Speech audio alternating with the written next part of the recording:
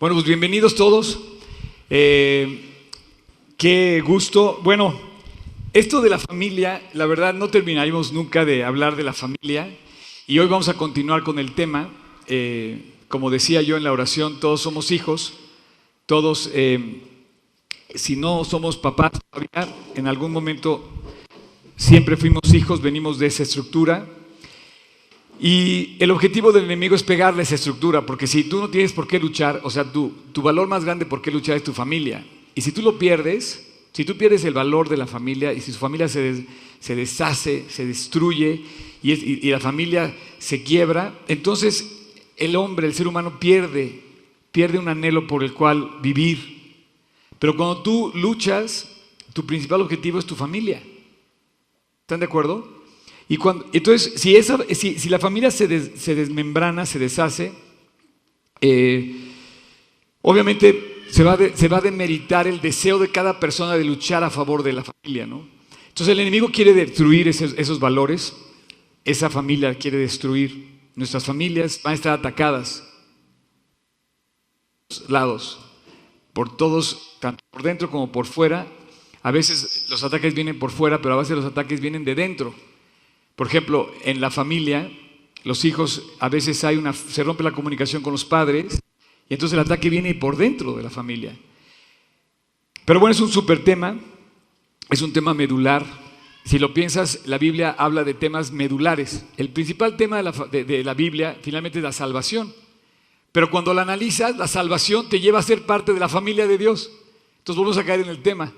Porque una vez que llegamos a ser parte de la familia de Dios es porque fuimos llamados al conocimiento de Él, a la entrega de nuestras vidas a Cristo y a recibir el perdón de los pecados, ¿no?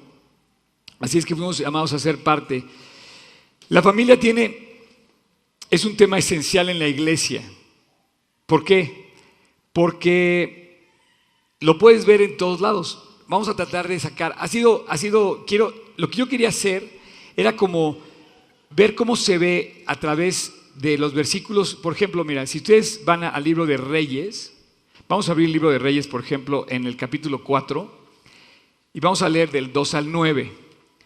Dice, estos fueron los jefes que tuvo Azarías, hijo del sacerdote Sadoc, Elioref, Ahías, hijos, subraya hijos, de Sisa, secretarios, Josafat, hijo de Ahilud, canciller. Me voy al versículo 8. Y estos son los nombres de ellos. El hijo de Ur, en el monte de Efraín. O sea, al ver tú este relato, estás viendo cómo la Biblia te está diciendo que viene de una familia. Y la referencia de esa persona, que es un sacerdote o que es un canciller, dice, es hijo de tal persona.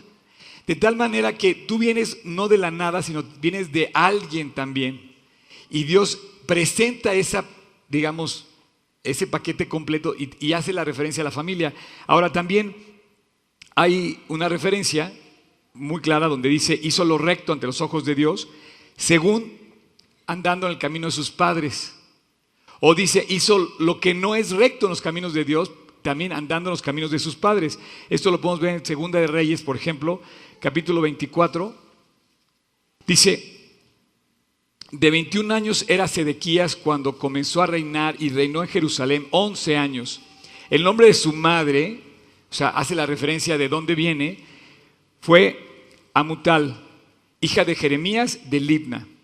Y fíjate lo que dice acá, dice, e hizo lo malo ante los ojos de Jehová, conforme a todo lo que había hecho Joacim, que era su padre, el rey anterior. Vino pues la ira de Dios contra Jerusalén y Judá hasta que los echó de su presencia y Sedequías se rebeló contra el rey de Babilonia. Entonces, obviamente, la consecuencia de no vivir bajo los principios de Dios es clara, es evidente. Dice el libro de Romanos que recibimos en nosotros mismos la consecuencia de nuestro extravío. Y dime si no es cierto. La palabra es perfecta, dice, recibiendo en sí mismos la consecuencia de su extravío. Cada persona que nos podríamos extraviar, vamos a recibir las consecuencias de habernos extraviado. Ahora, yo les había prometido de hablar de los hijos únicos, porque en términos generales vivimos en familias donde hay otros hermanos, pero hay muchas casas donde hay hijos únicos. Y yo, la verdad, bueno, ¿a qué quiero llegar con esto? Bueno, normalmente cuando hay más personas es cuando está el conflicto, ¿no? Tú puedes pelearte, veíamos la semana pasada que tú te puedes pelear con tu hermano, no, esas son mis cosas, y empezamos a ver estas cuestiones del orgullo que existen entre los hermanos, posiblemente, donde al principio había una sensación, un sentimiento de protección hacia los menores, y después están peleados los grandes con los chicos y los chicos con los grandes. Pero al principio, en tus fotos de niño, aparece abrazado de tus hermanos, y vos dices, ¿qué pasó? Bueno, pues que entró el orgullo, que se metió el maligno, como decía yo, entró el mal, entró el enemigo, y de repente empieza a ser un caos, porque si tú vives en una familia unida, eres de las pocas personas que reciben una bendición, y todo lo demás va a cuadrar. Pregunta a tus hijos en la escuela cuántas familias están unidas de sus compañeros de clase. Te vas a sorprender, porque normalmente están divididas. Entonces tú no viste el león, no vimos al enemigo, pero vimos el estrago del león. El puma no lo ves, pero ves lo que dejó en su paso el puma, cuando destruye. Entonces, ¿sabes que hay un puma? Porque las ovejas las mataron. Entonces tú sabes que hay un enemigo cuando ves las familias quebradas, las familias divididas, sabes que hay un enemigo que quiere hacerlo y que está teniendo éxito. Nuestra batalla es, dice, una batalla cuerpo a cuerpo, una batalla cruenta. No lo vamos a poder ganar solos, la tenemos que ganar agarrados de Dios. Y bueno, hijos únicos. Hay varios hijos únicos en la Biblia que tienen una referencia clara, así precisa, hijos únicos. Por ejemplo, pensando en Timoteo, yo puedo pensar que es un hijo único, porque no se hace referencia a ningún otro hermano que haya tenido, sin embargo no aclara precisamente que haya sido el único, pero hace una referencia muy especial y se refiere a él hablando de su abuela y de su madre, la famosa Loida y la famosa Eunice. Están referidas a ellas como aquellos hijos muy intensos que tú puedes tener. Dice, eres padre, tú eres el papá de fulano o eres el papá de fulanita, porque la hija o el hijo son tan intensos. Y así era Timoteo. Timoteo fue un hombre tan intenso que dejó tal testimonio que la referencia era de este chico intenso, Timoteo joven, discípulo de Pablo, pero había una referencia hacia su madre y hacia su abuela. Pero esa referencia es de lo que ellos habían educado a su hijo en la verdad. Entonces, tú dices, por ejemplo, trayendo a la memoria, dice Timoteo, según Timoteo dice, trayendo a la memoria la fe no fingida que hay en ti, la fe no fingida, hay fe fingida y hay fe no fingida. Hay fe por fuera y hay fe por dentro. La fe no fingida obviamente es fruto de una familia que vive en la fe. Esa palabra dice la fe, trayendo a la memoria la fe no fingida. Estos son los hogares cristianos donde al principio de nuestra prédica en el capítulo 1 que vimos en el episodio 1, donde se oye la voz de alegría y de júbilo en las tiendas de los justos, donde se predica el evangelio y se vive el evangelio, y entonces hay fe no fingida. Y obviamente la fe no fingida de la abuela y la fe no fingida de la madre hizo que el nieto deseara y anhelara vivir como vive la abuela y la madre. ¿Por qué? Porque era una fe real, intensa, genuina. Y entonces, cuando dice Pablo, trayendo a la memoria la fe no fingida, la fe real que hay en tu casa, obviamente enfoca lo que se vive en la casa. Es una llamada hacia nuestros hogares, de cómo vivimos como hermanos, como padres, como hijos, como abuelos, como tíos, la realidad de nuestra vida cristiana en la casa. Entonces, nunca te has puesto a pensar, pero este versículo habla de la familia y de la realidad de la vida cristiana en la casa. Dice, la cual habitó primero en tu abuela Loida y después en tu madre Eunice, y yo también estoy seguro que en ti también. Ahora, él era un ejemplo posiblemente era, no te puedo decir si era absolutamente esto, que era el único hijo. Lo que te puedo decir es que su padre era incrédulo. Y esto me llama la atención porque aquí hay una mezcla de familias muy interesante y hay a veces que no coincide, que a veces la fe de la mamá y la fe del papá no coinciden, es un conflicto real. Y bueno, dice, después llegó a Derbe y a Listra, y había ahí cierto discípulo llamado Timoteo, hijo de una mujer judía creyente, o sea, judía convertida a Cristo, es lo que quiere decir, pero de padre griego, que era un padre que no se había convertido a Cristo. Sin embargo, la fe de este chico se mantuvo en la convicción absoluta que él tenía. ¿Sí? Ese es un caso, por así decirlo. Cuando tú eres hijo único, hijo de mamá creyente y de padre incrédulo. Y sin embargo ves aquí destacar a Timoteo al grado de estar escrito su nombre en la palabra de Dios. Convicción, discípulo, actitud, carácter, que lo hizo destacar de tal manera que hacen nombre de él, hacen notorio su nombre aquí. Ahora, hay otro caso, este es un caso muy especial, se describe en el Evangelio de Lucas, capítulo 7, dice: cuando llegó cerca de la puerta de la ciudad, Jesús, he aquí que llevaban a enterrar a un difunto, hijo único de su madre, la cual era viuda. O sea, imagínate la procesión, el dolor, la cara de esta mujer en una procesión cargando el féretro de su hijo único, después de haber enviudado. Esa mujer había tenido el rostro sin esperanza, sin saber qué hacer. Su esposo ya no estaba y su único hijo ya no estaba. Y va caminando en su procesión a enterrarlo, y pasa algo extraordinario. Lean el Evangelio, porque el Evangelio es extraordinario. Dice: y con ella había mucha gente en la ciudad. Cuando Jesús llega a este lugar, hace algo increíble.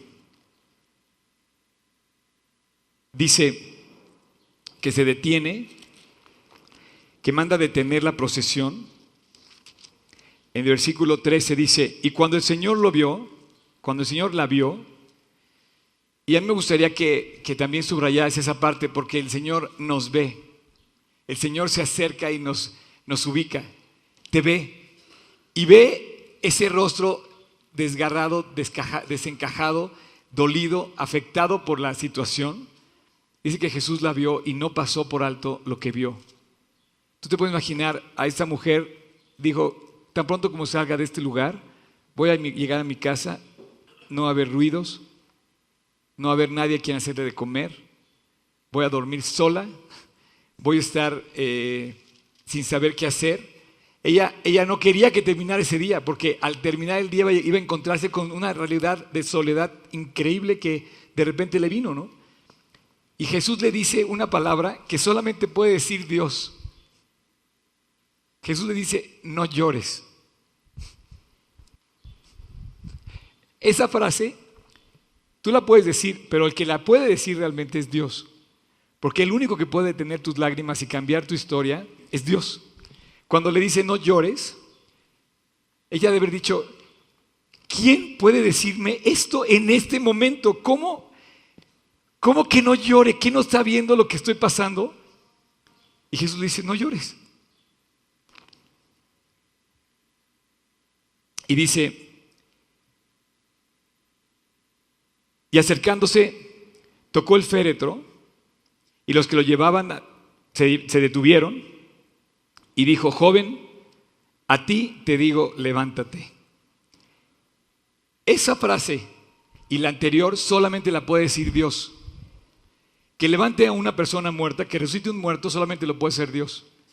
Y que le digan al que no llores, que te seque las lágrimas, solamente lo puede hacer Dios. Entonces se incorporó el que había estado muerto y comenzó a hablar. Y entonces lo dio a su madre y todos tuvieron miedo.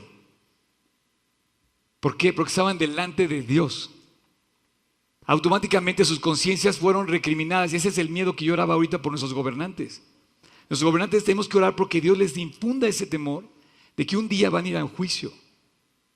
O sea, todos vamos a entregar cuentas.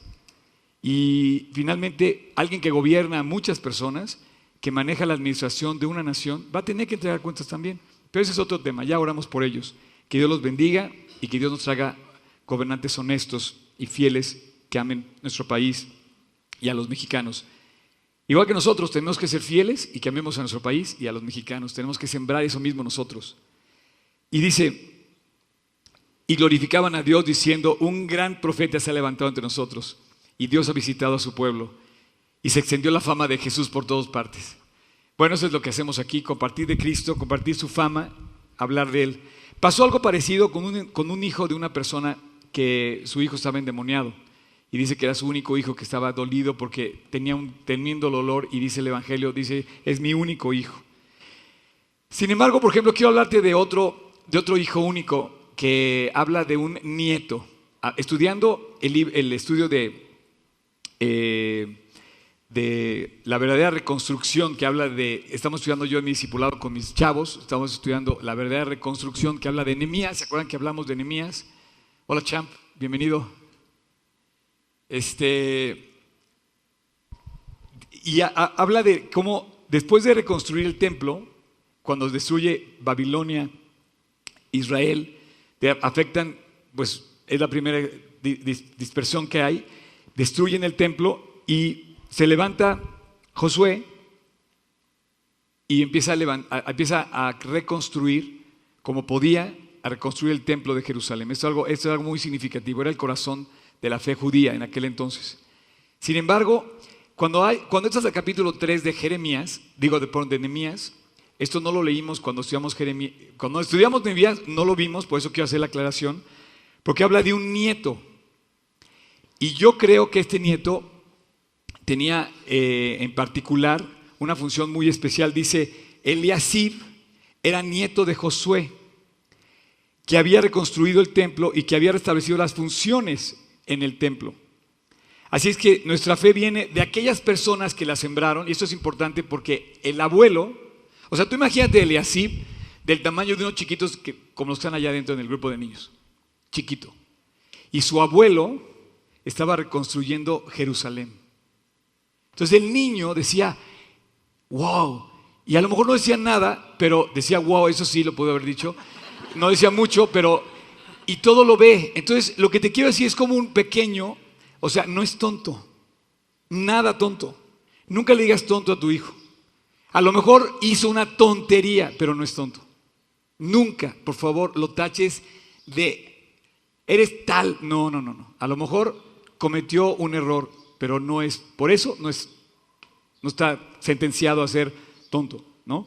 Entonces el niño Eliasib, de niño, veía a su abuelo construir Jerusalén.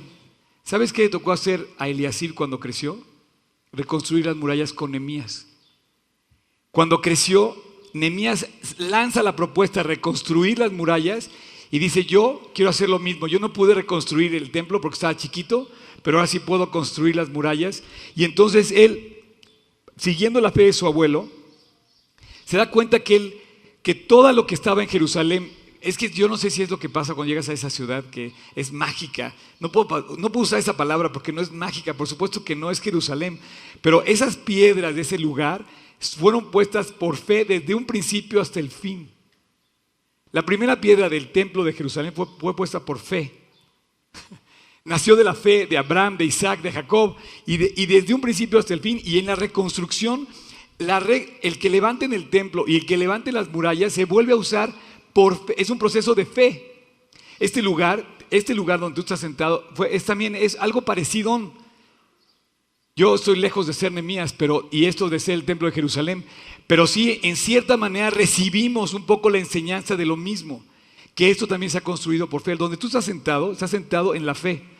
No me vengas a decir que la fe no existe. Cuando te digan ten fe, pon atención, porque si tienes fe, puedes mover montañas. Esto que estás tú viendo ahorita, lo que tú estás viendo, es por fe. Y Jerusalén se construyó por fe, piedra tras piedra por fe. Eliasib vio esto por fe y dijo, yo quiero lo mismo. Yo quiero participar de lo mismo que hizo mi abuelo. Tomó el lugar del abuelo cuando ya el abuelo quizá ya ni siquiera estaba vivo. Fíjate lo que dice. Entonces se levantó el sumo sacerdote Eliasib con sus hermanos los sacerdotes y edificaron la puerta a las ovejas. Aquí en particular estoy rompiendo la idea que yo tenía porque, pues digo, íbamos a hablar solamente de los hijos únicos. Ahí se evidencia que tiene hermanos, Pero lo que lo que yo quería decirte era el efecto sobre un nieto, sobre una persona en particular que tuvo. Y este efecto lo lidera Eliasib. No habla de los hermanos como tal, sino habla de un líder. Y entonces dice, con sus hermanos los sacerdotes, y edificaron la puerta de las ovejas. Ellos arreglaron y levantaron sus puertas hasta la torre de Amea, y edificaron hasta la torre de Ananel. Junto a la, dice, junto a ella edificaron los varones de Jericó, etc. Y entonces sigue haciendo el relato. Pero en este versículo 1 que yo no mencioné cuando estudiamos Nehemías, dice que Eliasib se levantó y tuvo a bien cumplir el anhelo de su abuelo. El abuelo había edificado el templo, ahora el nieto estaba edificando la muralla. Entonces es muy probable que si tú siembras los principios de Dios, tu hijo va a seguir edificando los principios de Dios también. Y este es como el propósito y el proyecto de Dios para nuestras vidas, porque Él quiere que los hijos de Dios, ahorita vamos a hablar de los hijos de Dios, porque Dios no tiene nietos, tiene hijos nada más, y quiere que críen familias donde se transmita ese valor de Dios. Ahora, otro hijo también único que me llamó la atención, yo quería hacer el ejemplo de Eliasib porque me llamó la atención en mi estudio de Nehemías, es de Josías, este famoso rey. Yo creo que si era hijo único, no hay referencia a que no lo sea, yo creo que aquí en particular sí era hijo único y fue un rey de Jerusalén y reinó a los 8 años. Y él también estaba haciendo, de niño él vio cosas terribles, él de bebito vio cosas terribles. Su padre hacía cosas muy feas. Y él, cuando toma el trono, es porque matan a su padre. Era tan malo el papá que lo asesinan. Era un rey de Judá en Israel y lo asesinan. Entonces a él le toca heredar el trono a los 8 años de edad. Y dice el pasaje que reinó por varios años, pero que él empezó a reestructurar todo y volvió todo a su orden de Dios correcto. Y fue un rey muy amado, fue un rey muy estimado en Israel porque puso en alto otra vez el nombre de Dios. Encuentra la ley, en el momento que vuelve a leer la Biblia, porque estaba perdida la Biblia, la encuentran, él ordena limpiar el templo, y al ir limpiando el templo, uno de los sacerdotes encuentra uno de los libros de la ley, se lo llevan al rey, el rey empieza a leerlo, empieza a llorar, y se da cuenta que todo lo que ha sufrido Jerusalén es por haberse olvidado de la ley de Dios. Si tú quisieras estudiar la vida de Josías, te darás cuenta que si has llorado, si has sufrido, si has perdido cosas, es porque cuando ha pasado eso, nos hemos olvidado de Dios. Recibimos en nosotros mismos la retribución debida a nuestro extravío. Así es que Josías rompe esa cadena de maldad. Como hijo único, decide no seguir los caminos de su padre y establece los principios de Dios. De alguna manera, la condenación que vimos la semana pasada, que llega hasta la tercera y cuarta generación de los hijos, sea para bien o sea para mal, se rompe cuando tú decides vivir para Cristo. Y esto lo vemos en el ejemplo de este rey. La cadena de maldad se rompió. Yo no sé si tú has sido de esos en tu casa que te convertiste y dijiste, no, ya no va a seguir avanzando ni los gritos, yo ya no voy a gritar, ni las malas palabras, yo no voy a decir una mala palabra, yo ya no voy a hacer cosas que no deba hacer, no voy a tomar, no voy a hacer esto, no voy a hacer lo otro, y tú empiezas a romper esta cadena. Tú puedes romper cadenas, por ejemplo, en tu escuela, de muchos errores. A veces en las escuelas hay como una presión muy grande, no, hay que tener novia, y de repente todo eso termina en tragedia, y bueno, tú puedes romper la cadena para esperar la persona en su tiempo que llegue y que llegue como debe llegar y de repente fluya como debe en la voluntad de Dios. Como orábamos ayer por este chico que le acaban de dar su beca para estudiar un doctorado en Francia, el que predicó ayer, que por cierto estuvo increíble la reunión de aliento, lleno total, un verdadero aliento la reunión. Y él dice, quiero encontrar la voluntad de Dios, quiero ver si Dios quiere que me vaya y quiero pedirle que me ayuden a orar para que esto sea algo que me lleve Dios a París a estudiar en la Sorbona mi doctorado en ciencias. Bueno, pues es lo que hicimos ayer. Pero tú debes de pedir, si vas a pedir eso por tu carrera, si vas a pedir eso cuando vas a comprar una casa, si vas a pedir eso cuando, tú debes de pedir eso cuando vas a escoger una pareja. Y esa cadena la puedes romper, una cadena que nos está amarrando el mundo a una presión y a una velocidad de, no, tienes que tener novia a los 13, a los 14. Oye, no seamos ridículos. No tienes, como siempre he dicho, no tienes ni para invitarle un café. Y aquí es tener novia. O sea, el privilegio de tener una novia hay que tenerlo cuando tengas la responsabilidad también y el compromiso de sostenerla. No porque tu papá te da para que tengas novia. En fin, y fomentó todo lo que Dios mandó. La ley limpia el templo, quita todos los ídolos paganos que estaban en Israel, transforma el sacrificio, deja de sacrificar lo terrible que estaba haciendo los sacrificios y vuelve el sacrificio judío al templo. Celebra por primera vez la Pascua y la Biblia cita que dice que no hubo un rey como él jamás en la historia. Dice, no ha habido él ni habrá, porque él levantó a su pueblo a la comunión con Dios. Un solo hijo, una sola persona destacó. Y bueno, en todo esto yo me pongo a pensar indirectamente, quiero agarrarlo así como por atrás el punto. Muchos hijos se quejan de sus padres que tienen educación cristiana. No, es que mi papá no va a dejar ir a esto porque tengo que llegar temprano a mi casa. Bueno, quiero decirte, chavo, hijo, que si tú tienes un papá que te está leyendo la cartilla y que te cuida, debes darle gracias a Dios. Sí, pero ya es demasiado, está exagerando, mis papás exageran. No, debo admitirte, ese papá y esa mamá cumple con la función que Dios le puso. Cuando el papá y la mamá no lo instruyen en las cosas de Dios, no están cumpliendo con lo que Dios les mandó a hacer. Ya empezaron ahí los codazos, ¿ya ves? Está buenísimo. Y así la gracia que levantó tu casa, la gracia que tú usaste para levantar tu casa, a ver, ¿quién es responsable de su casa? O sea, yo soy responsable de mi casa, ¿ok? Ok, bueno. ¿Quién puede decir que lo hizo con su propio esfuerzo? Cayeron en la trampa. No, la verdad, todo ha sido por gracia, todo es un regalo de Dios. De verdad, todo ha sido por gracia, pero esa misma gracia que tú usaste para depender de Dios y para darle gracias por lo recibido, también tu hijo va a cachar y va a decir, eso mismo tengo que ocupar yo cuando me toque a mí construir mi casa. La misma gracia que usó mi papá y que tuvo mi papá para darnos todo lo que nos dio, ahora tengo que usarla yo también para aplicarla cuando sea yo papá. Ahora, es un ejemplo del cual brota tu verdadera autoridad, tu respeto. Si tú no das este respeto, si yo no soy ese respeto, si no doy ese ejemplo, no voy a tener ni autoridad, ni respeto, ni impacto. Y esto resulta de que tú realmente como papá y como mamá obedezcas los principios de Dios. Pero eso tampoco exime a los hijos de hacer lo mismo. El primer principio del hijo es que obedezca al padre. Su representante de Dios en la casa es su papá y su mamá. Dice el primer mandamiento, honra a tu padre y a tu madre. Ese es un gran mandamiento, dice, tiene una promesa muy especial. Dice, te va a ir bien en la vida. Cuando tú obedeces a tus padres y cuando tú los sigues, ellos son los responsables ante Dios. Tú no tienes que dar cuentas ante Dios, pero tienes que dar cuentas ante tu papá. Entonces algunos que se quieren saltar al papá, ir directamente con Dios a quejarse del papá. Pues sería caso en particular cada quien, no sé. Pero tu primera responsabilidad siempre va a ser honrar a tus padres. Si los tienes, aprovéchalos. Si los tienes juntos, dale gracias a Dios.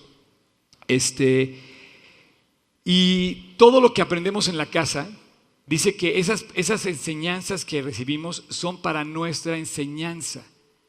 Tal cual lo dice en Romanos, porque las cosas que se escribieron antes son para nuestra enseñanza, a fin de que por la paciencia y la consolación de las Escrituras tengamos esperanza. Así es que todo fue antes para que nosotros aprendiéramos a vivir como debemos vivir como creyentes. Siempre me pasa esto cuando uso mi Biblia de archivo, pero siempre traigo mis folletos ahí.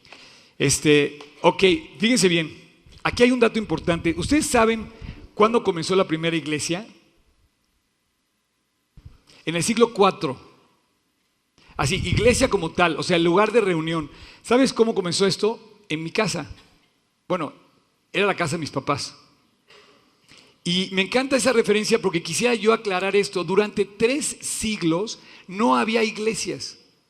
La casa era el lugar donde se aprendía de Dios, chaparrín. Tenías que ir a tu casa a oír la prédica. Y tenías que escuchar en tu hogar la predicación del evangelio, la predicación de la salvación. Y así me encanta porque así empezó esta reunión. De repente llegó un momento que ya no podíamos caber en la casa de mi mamá. Y bueno, finalmente las iglesias pasaron a ser un lugar de reunión, de congregación, hasta después de mucho tiempo. Pero en el principio Dios diseñó que fuera el hogar, la casa, donde se predicara el evangelio. Casa, ¿qué es la casa? El lugar de la familia. Tu casa es tu iglesia. Tu casa es tu lugar donde debes de honrar a Dios, donde debes de honrar a tus, ¿cómo se llama? Feligreses, por así decirlo, a tus asistentes. ¿Quién es el líder de esa casa? El papá. ¿Quién es el pastor de esa casa? El papá. Y en la casa siempre ha sido así. Dios diseñó que en la casa hubiera puesto en alto digamos, nombre, ¿no? Ahora,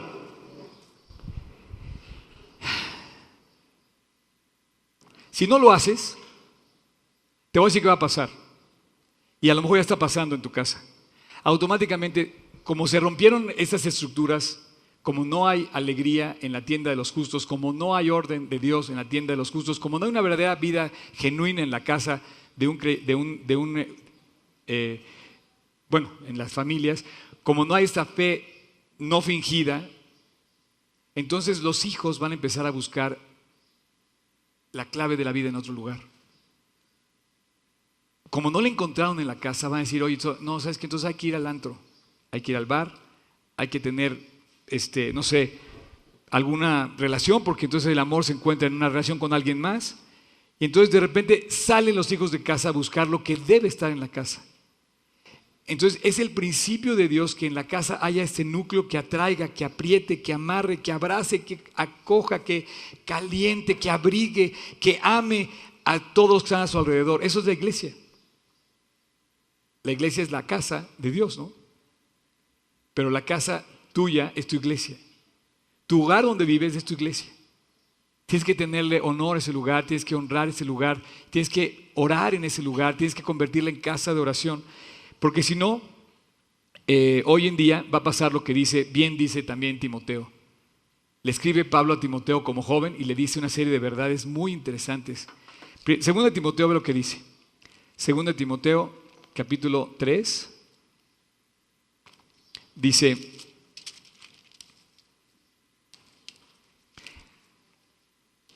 también debes saber esto, que en los postreros días vendrán tiempos angustiosos, tiempos peligrosos. No sé por qué me siento como en esos tiempos. Porque habrá hombres amadores de sí mismos, avaros, vanagloriosos, soberbios, blasfemos, desobedientes a los padres. ¿De dónde salió todo? Habrá hombres blasfemos, amadores de sí mismos, avaros, y empieza a decir que desobedecen a los padres, ingratos, impíos, sin afecto natural, implacables. ¿Sabes qué quiere decir implacable? Implacable quiere decir que no aceptan la disciplina. Disciplina que debe estar aplicada en el hogar. El hogar no es para que tú solapes todo lo que tus hijos hacen. Oye, es que mi hijo es un santo. Perdón, no tengo nada en contra de los hijos que están aquí. Pero tenemos lo nuestro también. Es más, un hijo cuando es regañado, da gracias a Dios de que su papá se encargue de eso, porque dice, oye, le interesa que yo me porte bien. Pero cuando tú le dejas a tu hijo hacer lo que sea, eso no está bien, porque eres un implacable. No recibirías la oportunidad de ser disciplinado, corregido, orientado. Y bueno, luego él termina diciendo cosas interesantes. Dice, intemperantes, crueles. ¿Sabes, por ejemplo, qué es algo ser cruel entre los hermanos? Es hacerte mejor que el otro. Es que yo soy mejor que tú. Tú no puedes, yo sí puedo. Esta es una de las cosas que no debe pasar entre hijos en la familia. O sea, no somos mejores que el otro, somos iguales en ese sentido y tenemos talentos independientes y uno y el otro vale tanto como el otro. Pero entonces sí podemos decir, ¿sabes qué? No, yo soy mejor que tú. Y entonces empiezan las competencias. Y las competencias, pues ¿por qué vas a competir con tu hermano? ¿No son parte del mismo equipo? ¿No pelean la misma batalla? ¿No son parte del mismo equipo que...? Y continúa el pasaje. Dice, amadores crueles, aborrecedores de lo bueno, versículo 4, traidores, impetuosos, infatuados, amadores de sí mismos. En fin, aquí yo tengo en la nota un versículo en Efesios. ¿Puedes poner el Efesios de Efesios, tocayo? Que dice, quite de vosotros toda palabra de amargura, enojo, ira, gritería, maledicencia y toda malicia. Antes sed benignos unos con otros, misericordiosos, perdonándoos, así como Cristo también os perdonó a vosotros en Cristo. El mismo pasaje de Corintios que dice que no hagamos nada que afecte al otro cuando buscamos lo nuestro. A veces buscamos lo nuestro, pero al pasar pisoteamos a los demás. Y Corintios 13:5 dice, no hagas nada, dice, no busca lo suyo, no guarda rencor, no se irrita. Antes de concluir, quisiera yo mencionar otra cosa. Hay dos digamos, actitudes en la familia o entre nosotros que puede ser criminal. Uno es la burla y la otra es dejarle de hablar. Esas dos cosas son criminales. Tomamos para no aceptar nuestra responsabilidad, para cuando algo no nos queda bien, entonces lo primero que hacemos es, le voy a dejar de hablar. Y pensamos que porque le vamos a dejar de hablar a una persona, es como si la mandáramos a vivir a Ucrania o a, no sé, o a Júpiter. No, jamás se va a ir, va a dormir contigo esa noche. Ahí en tu casa tu hermano va a estar otra vez. ¿Cómo lo vas a poder dejar de hablar?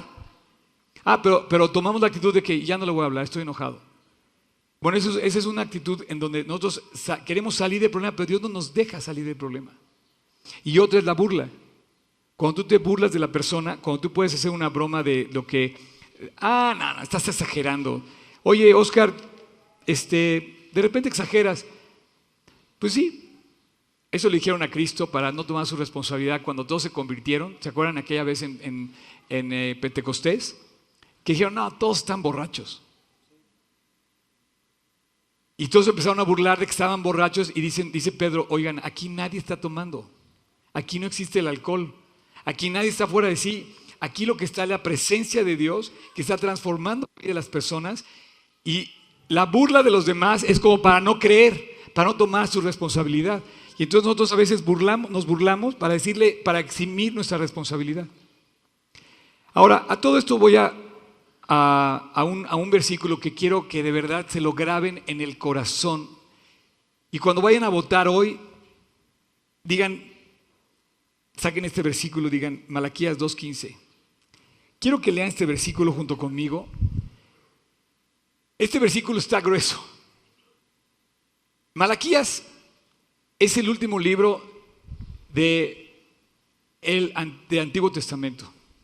¿Cuál es el primer libro del Antiguo Testamento? ¿Cuál? Génesis. Génesis, en el primer relato de Génesis, Dios relata la creación. Y empieza a decir que en 6 días creó la creación, al hombre, y el séptimo descansa. En el capítulo 2 expresa una amplitud más de lo que sucede cuando crea al hombre. Y en el capítulo 2 de Génesis, Dios dice que crea al hombre y luego crea a la mujer y dice que se van a unir y los dos van a ser una sola carne. Uno solo. Quiero que sepas que esto no fue una idea de nadie más que de Él. A Dios fue el único que se le ocurrió hacer las cosas así. No creas que fue ningún otro escritor, filósofo o pariente o personaje famoso que dijo, así va a ser la familia. No, inmediatamente, tan pronto como surgió la vida, dijo, falta lo más importante, el hombre. Creó todo y dijo, no, pero ahora tengo que poner a alguien que gobierne sobre la creación. Y le dio al hombre la bendición de gobernar y autoridad sobre todas las cosas. Después le dijo, pero lo voy a compensar, lo voy a componer completo, lo voy a completar con una mujer. No hay otra forma de completar al hombre más que con una mujer, en cuanto vas a formar la familia. Y entonces describe a la familia, y describe a la familia el capítulo 2 de Génesis. Quieran o no, no hay manera de crear. Si Adán hubiera sido hoy un político de los de hoy, no hubiera nunca procreado quizá su descendencia. No hubiera existido nadie. Así es que Dios dice que así es como es el orden, y hasta hoy todavía vas a un baño y dices hombres, y entran hombres, y vas a una mujer y entran mujeres. Y si nace un niño, lo primero que ves, mira, lo primero, es mujer, es hombre. Es lo primero que dices, ¿qué fue? Entonces, no quiero entrar más a detalle, pero Dios diseñó así la vida. Y dijo, dice, es algo, cuando hace la referencia de toda la creación, dice, y vio Dios que todo era bueno. Hasta que dijo, le hace falta al hombre y la mujer. Y le dijo, no es bueno que el hombre esté solo. Le voy a crear, voy a hacer ayuda a él, idónea. Y entonces dice Dios, este es el completo. Y empieza a crear. Dios describe completamente el surgimiento de la familia como tal. Pero Malaquías 2:15 descubre al final del Antiguo Testamento el propósito de por qué los hizo así. ¿Por qué los hizo uno? Dice, ¿acaso Dios no los hizo un solo ser? ¡Wow! ¿Qué ser? Los hizo un solo ser. Se va hasta el principio, dijo, ¿por qué? Dice, en el que abundaba el Espíritu. ¿Y por qué un solo ser? ¿Por qué tenían que unirse? ¿Por qué tenían que ser una persona para procrear? Dice, porque buscaba obtener descendencia para Dios. Tu descendencia debe ser para Dios. Tus hijos deben ser para Dios. Tú tienes que enseñarles a vivir para Dios a ellos. Tú tienes que transmitir la enseñanza de Dios a tus hijos. Si no lo estás haciendo, papá, estás fallando tu objetivo. Si tú no los inculcas de Dios, no estás cumpliendo con el propósito. Hijos, si ustedes se quejan porque su papá les habla de Cristo, déjame decirte que ellos están cumpliendo su función. Si se fueran al juicio ahorita, a tu papá le dirían, bien hecho, buen siervo y fiel. Y a ti te dirían, hijo desobediente, debiste haber obedecido hacer tu cama hoy y lavar los platos. Porque dice, el propósito de haberlos unido, el propósito, está fuerte esto, pero el propósito de haber unido a la familia era que nacieran hijos que crecieran en Cristo, que crecieran con el temor de Dios, que crecieran buscando a Dios. Ese era el propósito de Dios. Malaquías 2:15, por favor, tatúes. No, no es cierto. No. Dice que está escritos con tablas escritas en el corazón. Dios habla de sellar en nuestro corazón las convicciones de su palabra. Cuando tú te das cuenta de que la Biblia describe tanto, entonces empiezas a adquirir la convicción que tuvo Timoteo, que tuvo Eliasib, que tuvo Nehemías, que tuvo Josué, que tuvo todos aquellos que dijeron, vamos a buscar a Dios, vamos, edifiquemos el muro, volvemos a Dios. Y cuando vuelves a Dios, de repente empieza todo a fluir. Chicos de la banda, ¿pueden ayudarme con esto? Porque viene fuerte lo que sigue. ¿Sí?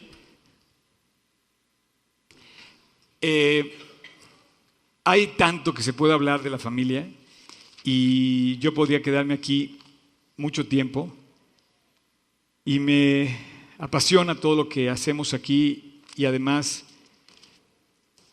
digo, no quiero ser perfecto de ninguna manera, quiero decirte que yo esta semana me la pasé orando en mi ser, en mi interior, pidiéndole a Dios que yo pudiera hacer esto que yo predico, ¿me entiendes?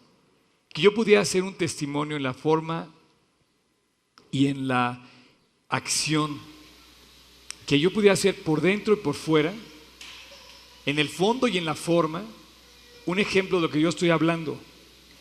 Pero dice, porque el anhelo, perdóname, dice, sí, porque el anhelo ardiente de la creación es aguardar la manifestación de los hijos de Dios. Ahora, Dios, ahorita vamos a hablar de los hijos, pero déjame decir algo, Dios no tiene nietos, ¿ok?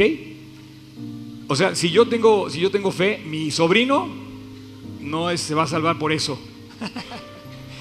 Dios no tiene nietos, solamente tiene hijos. Pero dice que el anhelo ardiente de la creación es encontrar a los hijos de Dios. Que vuelvan, que se manifiesten los hijos de Dios, que se manifieste la familia de Dios, que se muestre la presencia de aquella iglesia y que podamos vivir en esa libertad de su creación.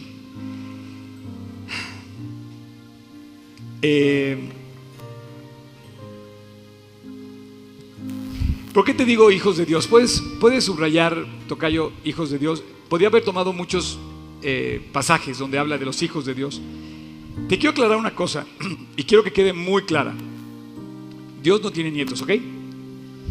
Y Dios tiene hijos, solamente tiene hijos adoptivos. La semana que viene vamos a hablar de los hijos adoptivos, de los hijos que viven sin papá, o no sé, pero no sé en qué lío me voy a meter, ¿verdad? Pero te quiero aclarar algo. Para ser hijo de Dios, tú tienes que aceptar serlo. Todos pensamos que somos hijos de Dios nada más por haber nacido, pero eso no es cierto. Por haber nacido somos criaturas de Dios. Hasta que aceptamos una relación personal con Él y lo reconocemos como Padre, es cuando nacen los hijos de Dios. Y dice que toda la creación, todo el universo está pendiente a ver cuándo nace otro más. Pendiente cuándo llega y sale a la luz otro hijo de Dios. Porque quiere que todos se manifiesten como tales. Quiere Dios llenar su casa, que vengan, dice, vi los cielos abiertos y millones de millones que cantaban una voz, aleluya, porque Dios es nuestro Padre, porque Él reina. Bueno, pues te quiero decir algo. La Biblia te habla de la familia, la Biblia te da buenos consejos, pero si la Biblia te habla de algo, es de esa reconciliación con Dios, para que vayas a su casa, para que regreses a su hogar, para que te acerques a Él y vayas a casa. Hace 37 años yo tenía a mis papás en vida, tenía muchas cosas que pasaban en mi cabeza. Yo ya les he dicho que vivía como amargado. A los 18 años yo estaba amargado, y era por todo lo que pasaba en mi interior. Y un día me dijeron que yo podía convertirme en un hijo de Dios. Y dije, ¿what? Esto es lo más extraño del mundo. ¿Cómo? Si yo Dios no lo puedo ver. No lo vas a ver hasta que te mueras, pero lo puedes ver a través de lo que Él hace. Y esa noche entendí que lo que yo estaba viviendo y los conflictos que yo vivía era porque mi propia vida me había apartado del bien que Dios había diseñado para mí. Y esa noche yo le pedí perdón a Dios y le dije, Dios, la verdad yo soy el que he fallado. Quiero pedirte que me hagas volver a casa. Y si es cierto, te voy a entregar mi vida. Y bueno, aquí estamos 37 años después. No paro de reconocer que Dios ha sido bueno. No paro de ver su gracia y no paro de ver cómo satisface, cómo llena el corazón. Si tú ves mi Facebook hoy, puse que estaba sorprendido de cómo Dios no puede parar de cantarle, o sea, que puso en mi corazón la alegría de cantar. Mientras que estamos condenados a una generación que en Mateo 24 dice que por haberse multiplicado la maldad, el amor de muchos se va a enfriar. Por otro lado, ves a los creyentes con un anhelo ardiente de que surjan más creyentes. Y ves la alegría que brota del corazón de aquellas personas que se agarran de Cristo y que saben que Él es su Padre. ¿Sabes qué hermoso es poder ir por la vida sabiendo que las cosas no dependen de mí, ni dependen de ti, que todo está bajo el control de nuestro Padre Celestial? Es un anhelo ardiente, es algo que arde profundamente en nuestro interior y que no cesa, y que me mantiene todos los días. De verdad, es lo único que me mantiene, ese anhelo de vivir para Cristo. No hay otra. Toby, que te pongas de pie, y quiero terminar y te quiero decir algo. Nunca omitas de tu vocabulario el pedir perdón. La palabra perdón arregla. Pero el pedir perdón a Dios arregla tu eternidad, arregla tu pecado. El pedir perdón corrige, endereza el rumbo. El pedir perdón es un giro de 180 grados en sentido opuesto a donde venimos caminando. Yo quisiera terminar hablándote de que si la Biblia habla de algo en la familia, hay que pedir perdón. Hay que pedir perdón y enderezar el rumbo. Hay que pedir perdón con corazón, como dice, sincero, con fe no fingida. Pero si hay alguien que tenemos que pedirle perdón, es a Dios. Y el diablo va a querer siempre decirnos: no, Dios es muy bueno, tú eres su hijo. No eres su hijo hasta que no le pidas perdón, hasta que no te reconcilies con Él. El anhelo de Dios es que te reconcilies, pero el diablo o el enemigo, quien sea, no sé, va a decirte: no, Dios, eres bueno, tú vas al cielo. ¿Por qué? Por tu linda cara, por mi linda cara. No es cierto. Se van al cielo aquellos pecadores que se arrepienten y se convierten y le entregan su vida a Cristo y aceptan la salvación de Cristo y le piden perdón. Yo soy uno de esos. Hace 37 años yo le pedí perdón a Dios. Le dije: Dios, cámbiame, perdóname, límpiame.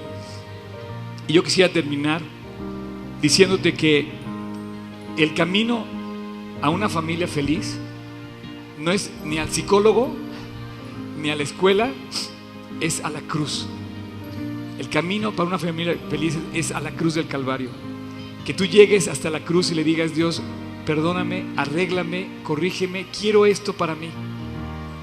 Te voy a pedir que cierres tus ojos, te voy a pedir que inclines tu rostro y te voy a hablar a ti que no tienes una experiencia concreta con Cristo, pero es el momento de recordarte que es Él quien va a cambiar tu vida y te va a perdonar. Si tú lo quieres, está listo para que lo tengas. Gratis como el aire, como el agua, gratis. Porque su anhelo es la manifestación de que tú seas su hijo, la manifestación de los hijos de Dios, que formes parte de su familia y que vayas a su casa cuando mueras. Pero para eso hay que llegar a la cruz, y en la cruz hay que ver a alguien que murió por nuestros pecados. Y si tú quieres hoy, ahí en tu interior, te voy a pedir que le pidas a Dios perdón en una oración que yo voy a hacer ahora.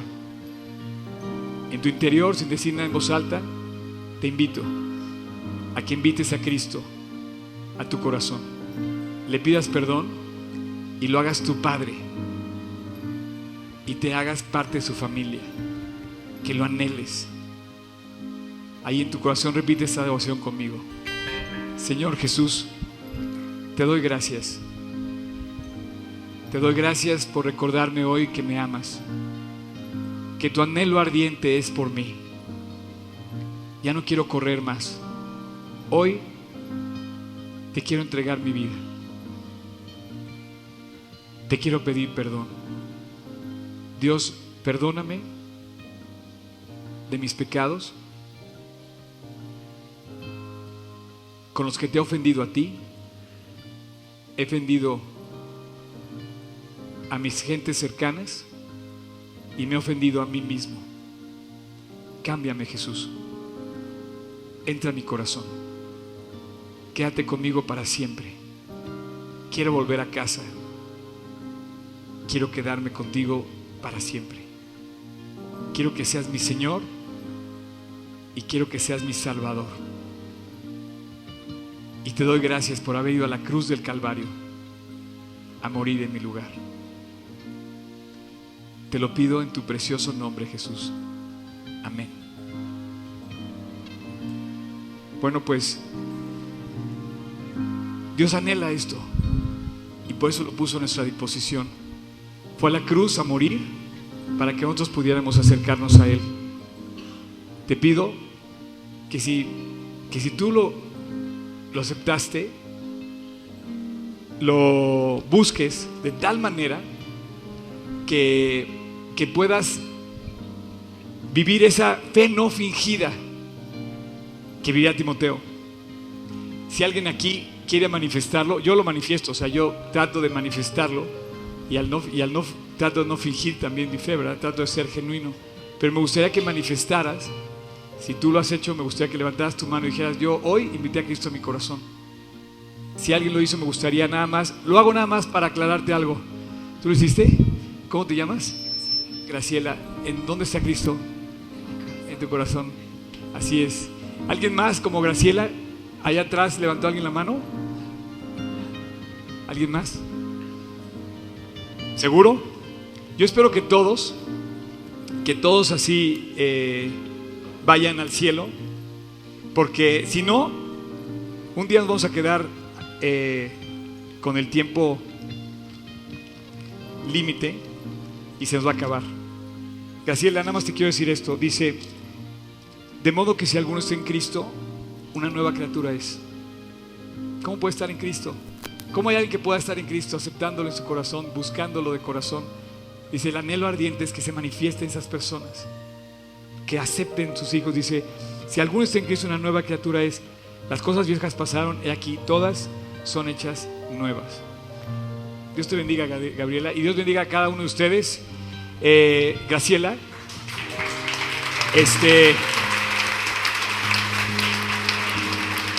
yo, como la canción que vamos a cantar, no hay nada más que anhele que parecerme más a Cristo. Y bueno, los dejo, nos vemos el próximo domingo. Y que Dios pueda hacer en ti que se manifieste que eres su hijo de Dios. Dios bendiga. Gracias.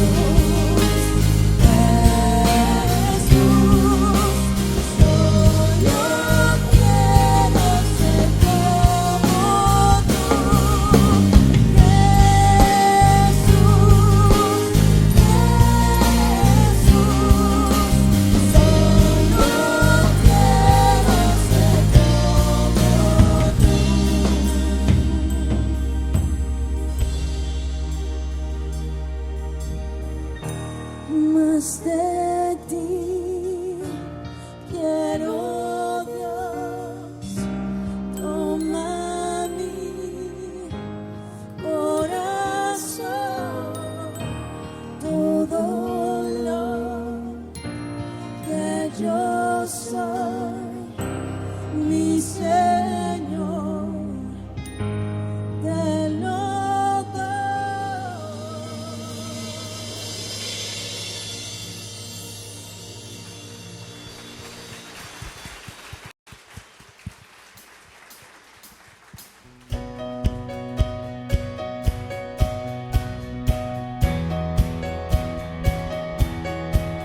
Eres tú lo más importante en mí, el único a quien busco agradar, el único a quien tocar.